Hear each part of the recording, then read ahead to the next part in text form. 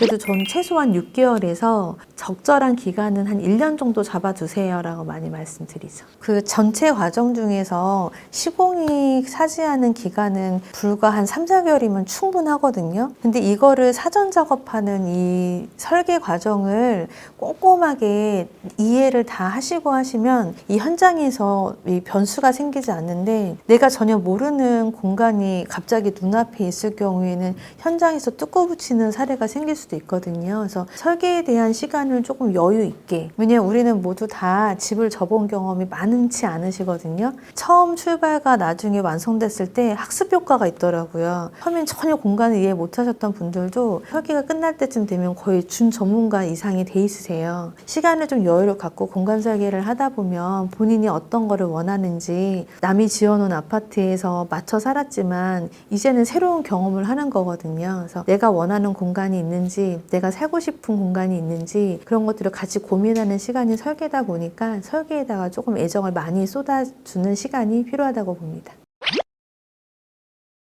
제가 날씨에 너무 민감한 직업이다 보니까 최근 5년 동안 계속 날씨 변화 추이를 보면 어떤 여름은 장마가 50일 동안 계속 됐었고, 어떤 여름은 마른 장마라고 해서 비가 안 왔고, 어떤 날씨를 예측해가지고 공사 기간을 잡기가 너무 힘들더라고요. 콘크리트 주택 같은 경우는 이제 양생이 굉장히 중요하다 보니까 비가 오는 날씨, 너무 추운 날씨를 당연히 피해야 되는 게 맞아요. 그래서 봄이나 가을을 더 선호하시는데, 목조주택 같은 경우에는 기초만 양생하게 되면 나머지는 거의 다 건식공법이거든요. 그래서 봄, 여름, 가을, 겨울 없이 다 지을 수 있습니다라고 하지만 한겨울에 1, 2월 달은 저희도 조금 피하려고 많이 하고요. 어차피 땅이 많이 얼어 있어서 장비를 팔려고 해도 장비가 잘 꽂히지를 않아요.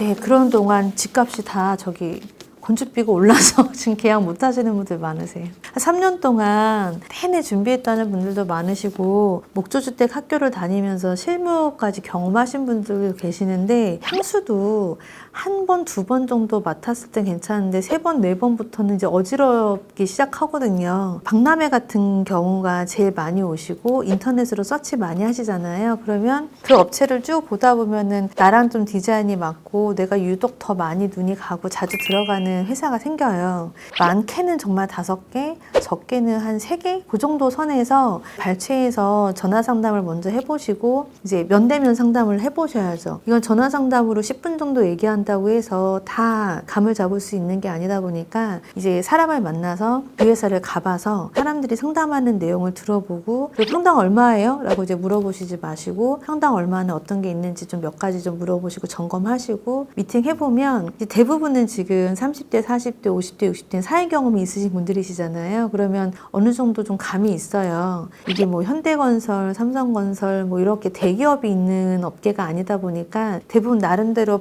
본인들의 업력이 있거든요. 어떤 업력으로 어떤 방향성을 가지고 회사를 운영했는지, 그게 나랑 맞는지 그런 것들을 조금 따져보시고, 결국 사람을 믿고 해야 되는 게 이 일인 것 같습니다. 사람이 하는 일이기 때문에요.